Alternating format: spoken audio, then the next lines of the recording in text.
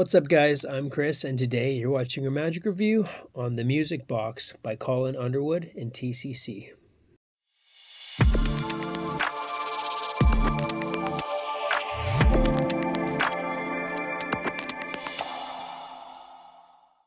Welcome to the channel and thanks for tuning in. If you haven't, please consider subscribing and giving this video a thumbs up. Any questions or comments, just put them in the comment section below.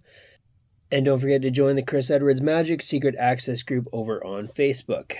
Alright, so today we're looking at The Music Box by TCC and Colin Underwood. So what is the Music Box? Well, in short, it's a music box that allows you to perform a ring to impossible location. So what you'll do is in performance, now there's a number of different ways that you can do this. But the way that I've been performing it is I borrow a ring, I vanish the ring. Now with that, I usually have a handkerchief, have the spectator come up. I'm holding the ring, then they hold the ring, right? And then I get another person to come up to hold the music box. So I'll go and I'll grab the music box and I'll just say something like, you know, this, sometimes magic is better with audio. And then I get them to wind the music box, which sounds like this.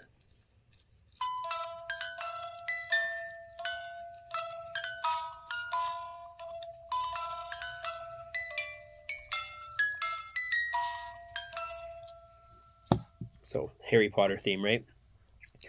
From there, what I do is when I get them to drop the, I come and I grab the ends, and then they let go of the ring, right?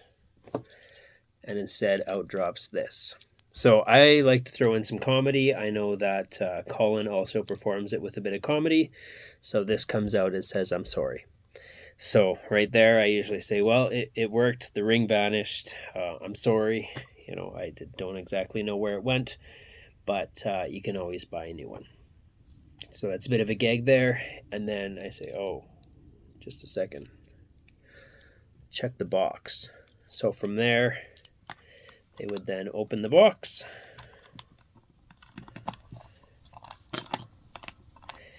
Oh, I didn't unlock it.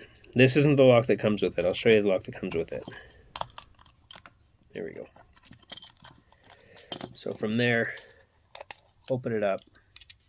And inside, their ring will be inside this little red bag that's closed.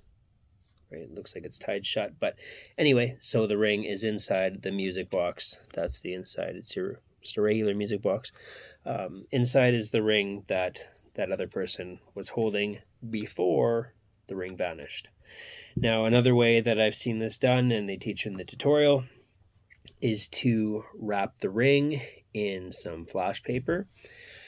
Now, obviously, you're doing some sleight of hand there, but when you burn the flash paper, the ring has transformed into a key, to which, you know, obviously fits the lock on the lockbox, and then the ring's inside. Now, what do you get? So let's get into that. And the quality, we'll go over that and the quality. So first off, what's the quality of the ring box? So this is a, I don't know if it's a rosewood or black walnut or something. It's nice. It's very good quality. It's a nice wood, whatever it is. I'm sure that it says on the website, and I should have looked, but it's all very good quality. It looks the same from any angle that you look at it. Inside is an actual music box. Okay, so they'll be holding onto this. They aren't going to find the secret. It's very well built and constructed. So yeah, the quality, I think that this is as good as it gets, right? It's very good. So what do you get? You're going to get, you don't get, this is a gimmicked handkerchief, right? So I just bought this separately. But however you want to vanish the ring, you'll get a guide, right, for the ring. And then you'll get a bunch of rubber bands, which just go with the bags to look like it's closed. Basically, like, even though it's not tied shut, you can just say, yeah, it's banded because I didn't want you to have to take a bunch of time untying it here. But there's no way that the ring could get in there, right, with this on there. So it's a good convincer. You'll get a bunch of these bags. I've been using the same one. I practiced this for a while, and then I performed it at 3 shows, and I'm still using the same bag. I don't really know if I'll need to go through anymore. And then the lock that comes with it, I definitely think it looks better. So this is the lock that comes. I put some of the felt on the back just so it wouldn't scratch. But anyway, so that's what the lock looks like. So it is a neat lock. Now, the only reason that I've switched it out is because I don't know if it's just mine, but I found that it can be difficult to open. It's like if you push, I don't know, it works. It's just I found that it can get stuck sometimes. So I don't use this lock, but it does look neat. Now, the other reason I don't use this lock is just because I don't like the it's not as aesthetic, if that's the proper word or term. If it stayed like this, no, if it stayed like that, I would probably use it, but it doesn't. So I don't know, maybe that's probably not a big deal to anybody but me, but I just like using the other lock for that reason, and just because I don't want the participant to have trouble trying to get the lock off. There is kind of a bit of a knack to it. It's like you push hard and then you let go a little bit, and then no, I don't know, I can't do it. There we go. Anyway, I like using this one because it just stays how it should, I guess. This doesn't come with it. This I ordered on Amazon because I liked the idea of adding some humor into it, because when I do my magic shows, I like to have the crowd laughing and having a good time. That's just me. So I think that's everything you get, and the quality. So yeah, the quality of the box is awesome. The lock I don't love, but maybe you'll like this one. If not, it's easy to change out with any lock. I did also, on the lock that I'm using, I put some felt on the back just so that it won't ever scratch that. But maybe you want it to scratch a little bit and look like an antique music box that's a little bit weathered. So the tutorial, I forget how long it is. It's I think it's around 20 minutes, maybe a little bit longer. So Colin is going to go over everything that you get, how it works, what to do, what not to do, his handling, as well as some alternate handlings that you can do, presentations, and overall, I mean, it's a good tutorial. It's all well shot, everything TCC. The quality, video quality is always really good. Once you're finished watching the tutorial, you're going to know exactly what to do and how to use this. Difficulty level. So its most basic form, this is very easy to do. This is basically self-working, right? Because the box is gimmicked, and it's gimmicked in a very smart way. It all really depends on how you want to vanish the ring, right? I use this. You can just kind of finger palm the ring out. There's easy ways to do it. If you are using the flash paper method, which I do really like, I just haven't actually done that yet in performance. You will have to do like a switch, but it's easy to do too. Angles, setup and reset. So we'll kind of cover all of that at once. You can't have this out in the open before you do the dirty work. So this needs to be either behind something or in your performance case or a box or something like that. As soon as you finish doing the dirty work, then everything is all good. It can be seen from all angles. So with that said, this is, when it comes to angles, this isn't something that you're going to be walking around with, right? You're going to be in like a show setting or a close-up setting. So basically, I wouldn't say angles are an issue at all, because this is out of the way, and then when it comes out, it can be seen from any angle. Setup and reset. So it doesn't take long. There is a bit of a setup. It, as well as a reset, it's the same thing, whether you're setting it up or resetting. But it probably takes maybe about a minute. Doesn't take long, but it can't be done out in the open. It needs to be done and then put out of sight. Is this ready to use, or are there any arts and crafts? No, it's all ready to use. In the tutorial, Colin goes over some things that you'll want to do with this before using it, but then it came and TCC already did all of those things, so there's nothing that you have to do. Can it be examined? So I would say yes, absolutely.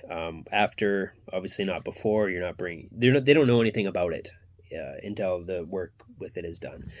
So once it's out, like I said, when I perform this, I have one participant come up who has a ring, and then they are going to hold the ring or whatever, right? If you're doing it the way that I do it and the way that Colin does it with the handkerchief, I think it's preferable to have two people come up, one person to be holding the ring and the other person to be holding the box. You can be holding the box if you don't have another person that you want to bring up. I just like the idea of, I brought this box out and gave it to somebody. I haven't done anything with it, right? I like, the less I touch something that becomes part of the magic routine, the better. So I have two people come up with that. Now, if you're doing another version where you don't need your participant to hold the ring, the flash paper version, the ring is wrapped in flash paper and then put into like a cocktail glass or a wine glass. So with that, since they're not holding a ring, you can just get one person to come up and hold this. You don't need anybody to come up, right? Maybe you just want to put the flash paper in the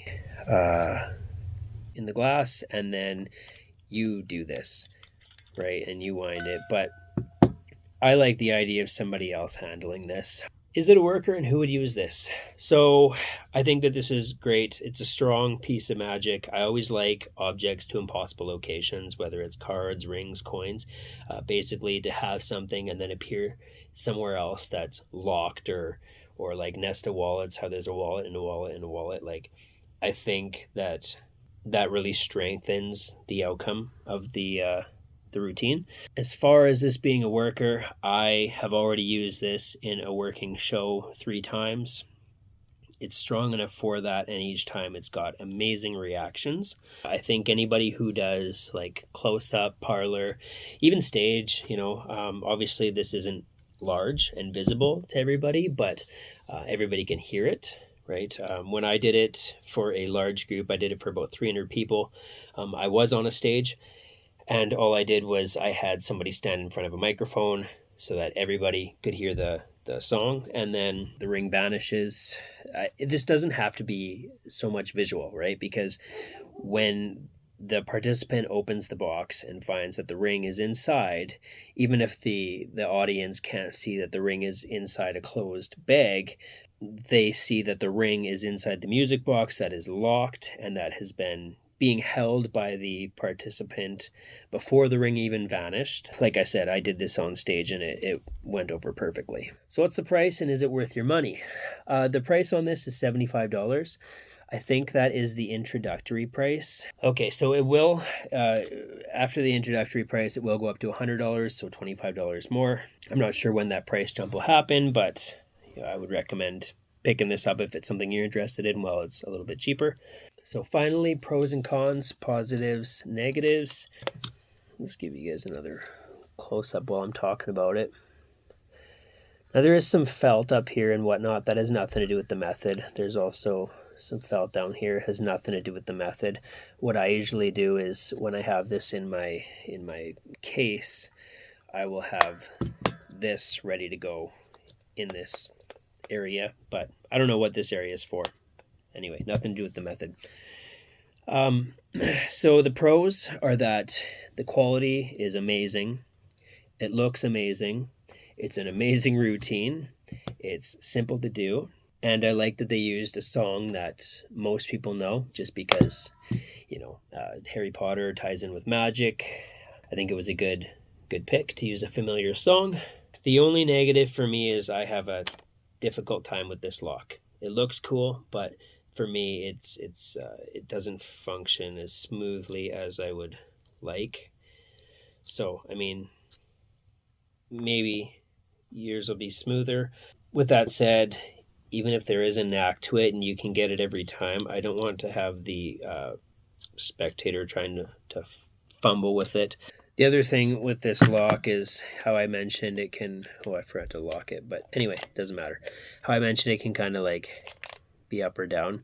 I find that makes it a little bit difficult to actually kind of get that in there because it wants to move.